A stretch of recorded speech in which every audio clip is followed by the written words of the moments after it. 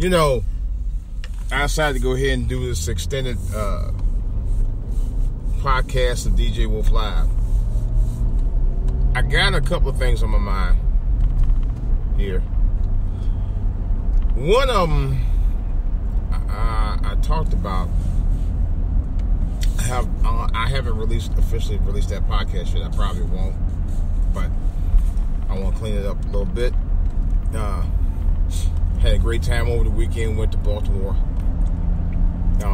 Friends of ours had do a double birthday party. We celebrated our anniversary the same weekend out there with them, and we stayed over at the Inner Harbor. Man, the Inner Harbor is I mean, seeing is believing. You know, they always talked about it, and I didn't think much of it until I got there. That's the first time I actually stayed overnight in Baltimore, which is actually right in the vicinity, not far, but it's the outer vicinity, but just within proximity of the DMV. It is in the DMV, but you know what I mean. But it's a lot more gorgeous than I thought it was. It's a beautiful, beautiful area, man. I was like, wow. It's a big part of the downtown district of Baltimore. It's beautiful. I was like, wow. I'm still blown away by it. I was like, wow, it's a beautiful, beautiful area.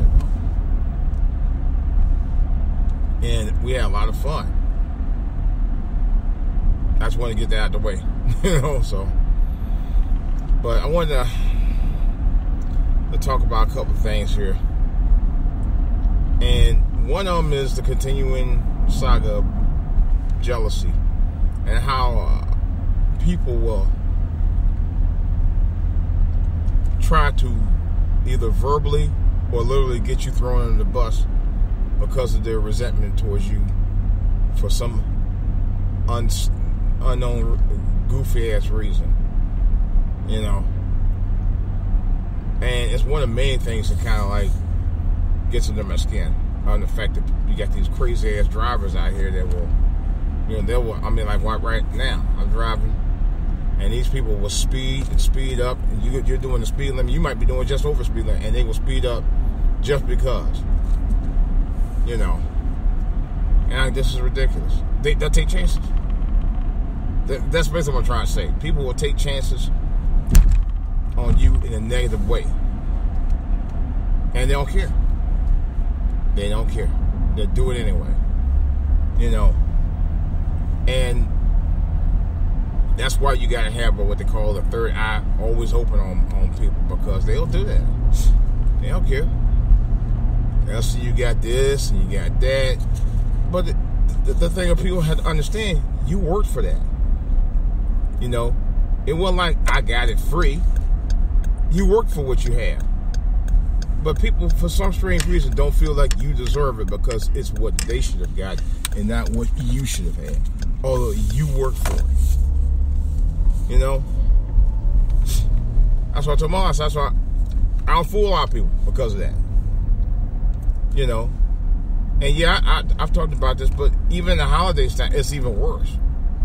Which is probably why I said before, Christmas is still one of my favorite holidays.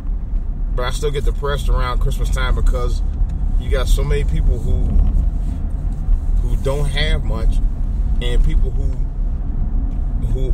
had the opportunities that you had that didn't take the opportunities hate you for doing what you're doing. Just because.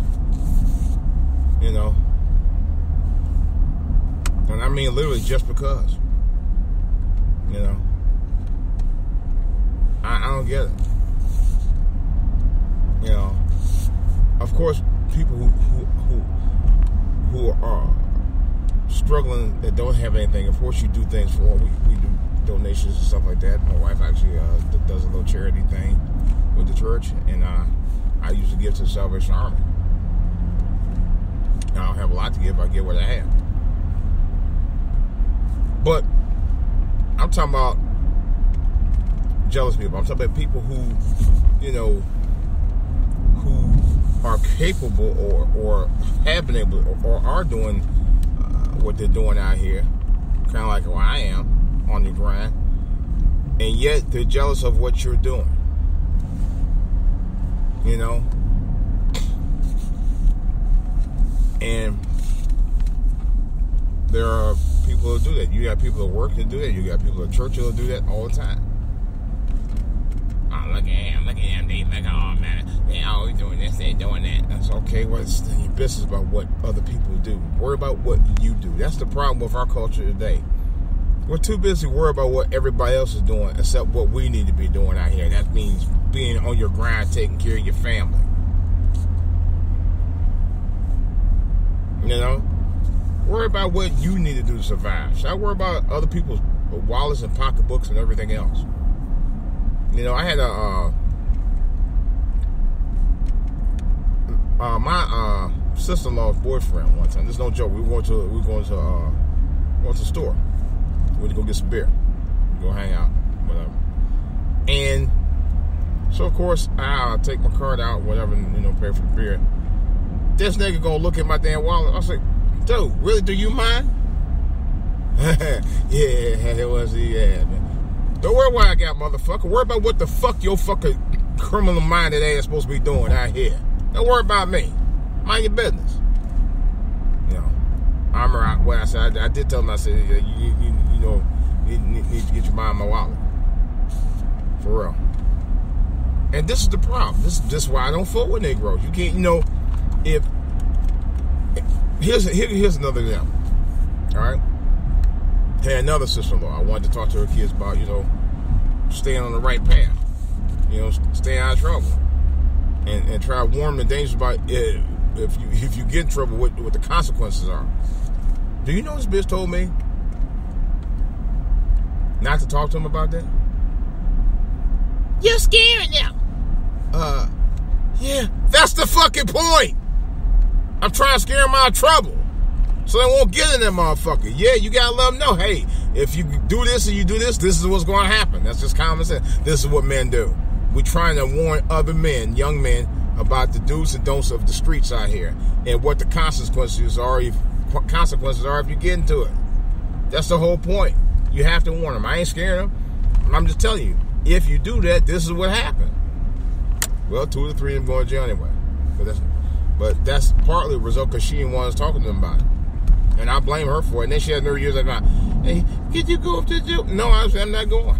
I told her, no, not going. I didn't go either. So what the fuck I'm going to go there with you for when your ass was the one that told us not to talk to him? So I ain't talking. Oh, I forgot that's free. So I ain't talking to him. What the fuck I need to talk to him for? You told us not to talk to him. So I ain't talking to him. Period. That would be an unequivocally no.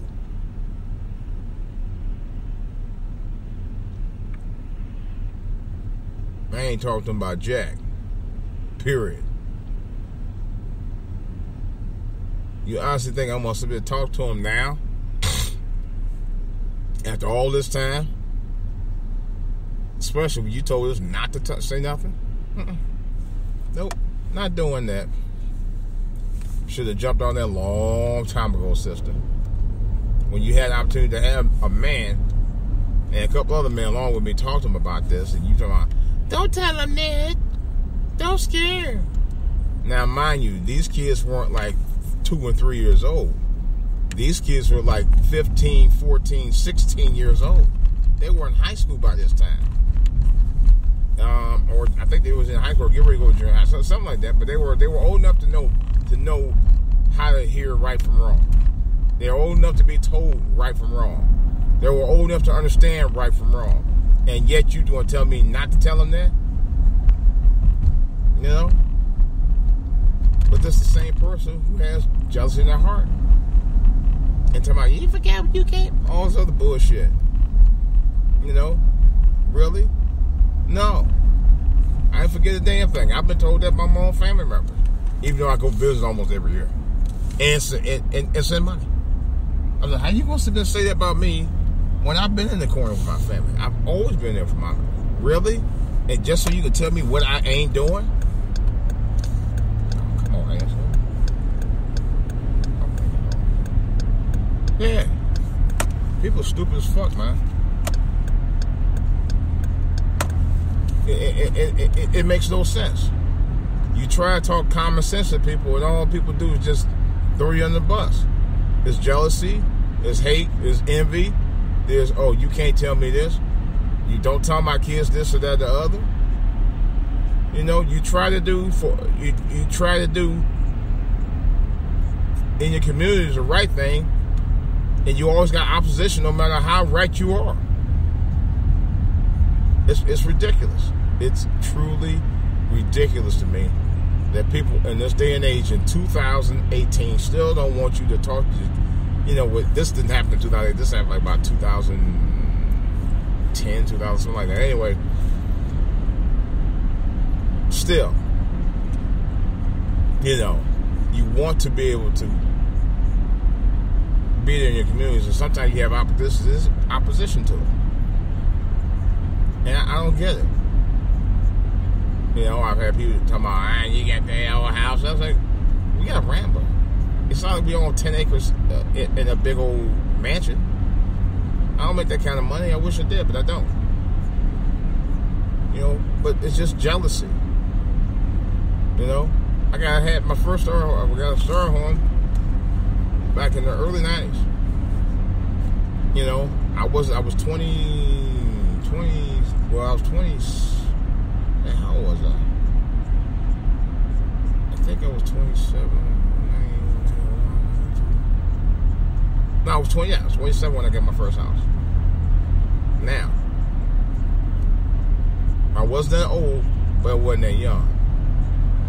But it wasn't a big house, you know. And yet, Negroes were still jealous. Yeah. Then later on, I heard it come in like, yeah, you need to get a bigger house. Well, give me some bigger house money. You know? Then went to school. What Negroes say next? School's hard. I said, life's hard. That's what you do. When it's going to get tough, the tough get going. You know? Then when you know, got another house after I moved out there, got a little bit bigger house. Not much bigger than what I was in, but you know. Oh my God, why you move all the way out there? Because it was by choice. Okay. It was by choice, and I ain't want to live that close to y'all. I know how y'all is. Could you give me a ride here? Could you give me a ride there? Why in 2018 Negroes still live like they live in the 1930s? Why? Why have we not progressed? Why are we still riding on the backs of others in 2018? Why are we still doing this shit? Some of it is white supremacy. I can honestly say that. Some of it's not. Some of it's the mentality that's, you know, we's family. You gotta, you know, do this for me, even though I'm grown as you are, and had the same opportunity to do what you needed to do and didn't do it. I don't get it. I don't get it then. I don't get it now. I'll never get it. I'll never understand it. I swear I'll never understand it. But yet, we're supposed to, you know, in some cases, I don't mind. Now, I had somebody tell me, you know, more than that, and my dad told me years ago, he said, you know what? In this day and age, everybody should be driving. And I had to agree. Getting a driver's license is not that hard. Even if you don't drive that much. Getting a driver's license is not that hard. You know, once you do it long enough. But you have to practice like everything else. You have to practice. You know. Problem with Negroes today, you know, you see somebody with opportunity, then you want to glom them off their opportunity. And that's the problem. You know, you won't look for your own opportunities. You look for somebody else's opportunities, and then you want to climb on to what they have, what they work for. It happens all the time. I see it happen all the time. And to me, it's just fucking ridiculous. This makes no sense. You didn't want to do what somebody else did. You didn't want to sacrifice like somebody else did, but yet you're willing to take advantage of the opportunities that they had and jump on what they got. And take advantage of what they have and partake in that, but don't want to work for yourself to get to where you need to be. That is so unfair to me, man. It's so unfair. And it's happening to people all the time. You know, I had, I'm going to leave somebody's name, and somebody called relative called, one of our relatives, I ain't gonna say who, called the house one night, asking for money. Now, this Bama got 3-4 grown kids, and you tell me you could ask one of them for money? Really? Been doing it for years. You're pitiful. You're pitiful. You know? Seriously. That's why I don't fool. I'm telling you, I don't. And I know some people, you think you better. No, I do not. That ain't never been me. If you know me the way you know me, I ain't about that. I'm not a selfish person. I'm a very nice person. I try to get along with everybody. The problem is Negroes see that they see an opportunity and they want to jump on it, no matter what. They ain't trying to do half shit, but they want to take advantage of everything you got. You know? And I'm tired of that, man. So, you know, that's the problem I got, and that's why I don't fool with them. It ain't that I don't want to fool with Negroes. I love hanging around my people. Problem is my people don't know how to act sometimes, even around us. You know? I'm going to keep that 100. But you don't want to hear that, though. Oh, no, don't talk about that. Talk about that, I got something to say about it. Talk about that, I'm going to do somebody. See? That's like with Tommy, man. Tommy say what's on his mind. You ain't going to necessarily like what he said, but what? Why you got to try to hurt the brother because he said what is on his mind? You know? You want to have your freedom of speech and say what's on your fucking mind about things that's going on, but yet you don't want nobody else to do it. That's bullshit. That's complete bullshit. I'm sorry. It's complete bullshit. What you need to do is mind your business, shut the fuck up. That's what you need to do. Some of y'all really do need to do that. If you don't want to hear what somebody else got to say about it, mind your business then. Seriously. How you gonna tell somebody else not to say what's on their mind? Y'all same people tell Negroes not to say what's on their mind, but you won't tell a white supremacist that. You ain't gonna say shit to them because you're scared of them. That's right, and I said it. Some of y'all are scared of them. Oh yeah, you'll curse a Negro out in a minute about saying what's on their mind and threaten to hurt them. But let a white supremacist talk about how dirty and rotten you all are and call your women welfare mamas and shit like that. You ain't gonna say a damn thing. You gonna be quiet as a fucking church mouse. Yeah. The nerve of you. And the contradictive nerve of your ass. Oh, you'll be real quiet about that. Won't have nothing to say. Won't have nothing to say. Not a damn thing. I just shake my head. I said, you know, that's ridiculous, man. That's ridiculous. It truly is. Seriously. That's why I say I don't fool a lot of black people. I mean, and not that I don't want to, but depending on who it is. I don't, like I said before in the video I said, and I know not everybody watched it, but I don't give a fuck. Not everybody your friend, your kind. And I meant what I said, because we're not. Not everybody is your friend, is your kind. Not everybody your kind is your friend. They might try to pretend to be, but they're not. I'll be honest about it. I mean, I gotta say it.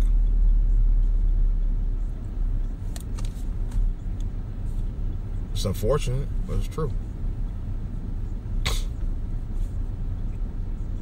They try to pretend like they are, but they're not. You got some people who are just opportunists.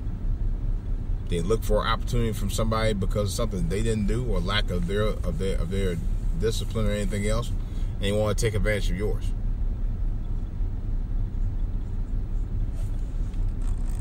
For me, that shit gets real old and real trifling. That's from some butthurt ass people. Real talk.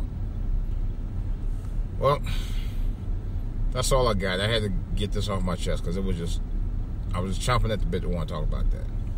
I do got more to say about this and other stuff on the back burner. This is DJ Wolf, and I'm out.